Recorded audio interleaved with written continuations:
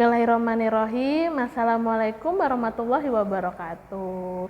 Apa kabar anak-anak soleh dan soleha kelas Abu Bakar dan juga kelas Umar? Hari ini ketemu lagi dengan Ustazah Mahmudah. Kita akan bareng-bareng nih belajar tentang PPKN. Yang mau kita pelajarin hari ini adalah tentang aturan yang ada di rumah. Sebelum kita cari tahu aturan apa aja yang ada di rumah, kita akan mencari tahu apa sih arti dari aturan?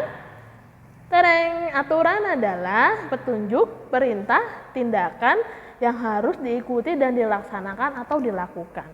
Kita ulangi sekali lagi ya. Aturan adalah petunjuk, perintah, tindakan yang harus diikuti dan dilaksanakan atau dilakukan. Jadi udah tahu ya aturan itu apa? Aturan itu hukumnya wajib untuk dilakukan. Kenapa sih Ustazah kok wajib untuk dilaksanakan? Karena aturan itu fungsinya adalah untuk kebaikan dan ketertiban kehidupan kita. Nih, kalau di jalan tidak diberi lampu lalu lintas, kira-kira mobil-mobil yang ada di perempatan jalan tabrakan nggak? Ya kan? Jadi diberilah aturan berupa lampu lalu lintas karena dibutuhkan sebuah ketertiban atau agar lalu lintasnya lancar. Contoh lain dari aturan adalah seperti yang ada di sekolah ya. Kalau berangkat sekolah, aturan yang pertama adalah datang sebelum bel berbunyi.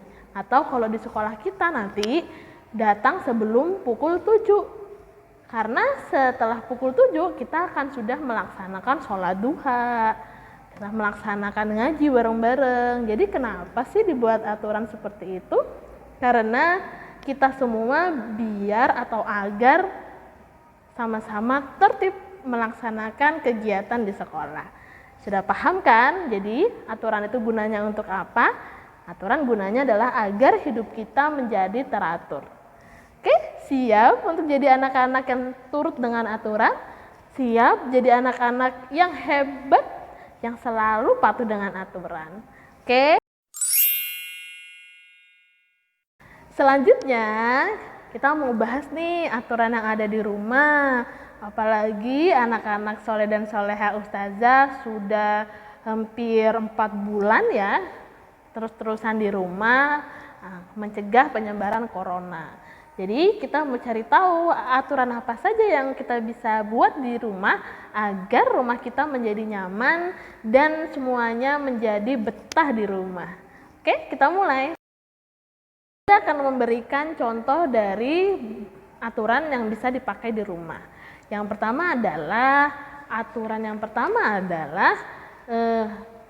selalu sholat 5 waktu di awal. Jadi kalau sudah kedengaran azan nih, semuanya azan zuhur, kita lagi mainan handphone, tiba-tiba ada suara azan zuhur nih dari masjid. Hal yang kita lakukan adalah dengan menuruti aturan yang sudah kita buat di rumah, kita langsung taruh HP-nya, langsung ke kamar mandi atau ke keran cari air untuk wudhu.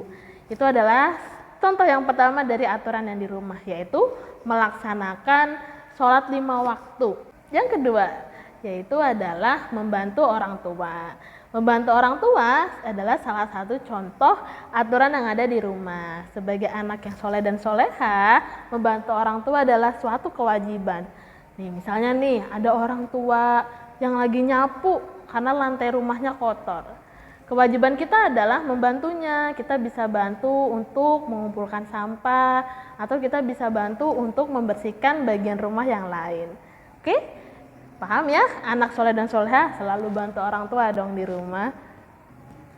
Yang ketiga adalah membereskan mainan atau barang-barangnya setelah selesai digunakan.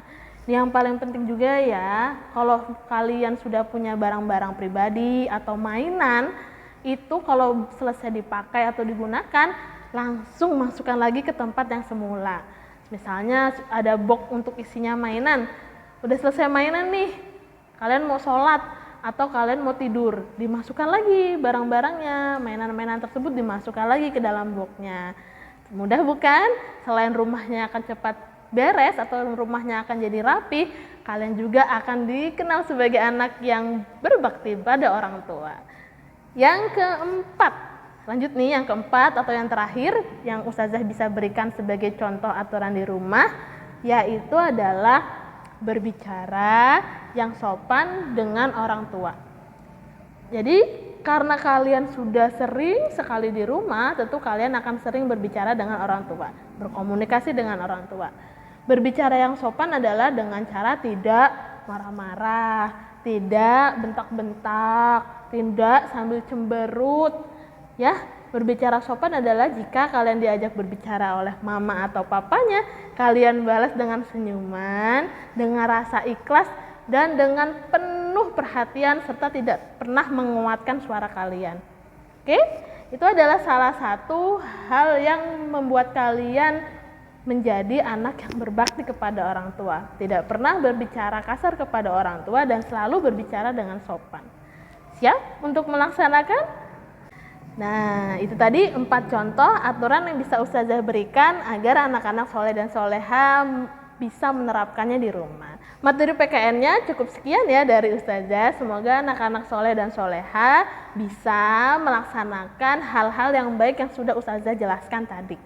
Sampai ketemu lagi di video-video yang lainnya. Dadah. Assalamualaikum warahmatullahi wabarakatuh.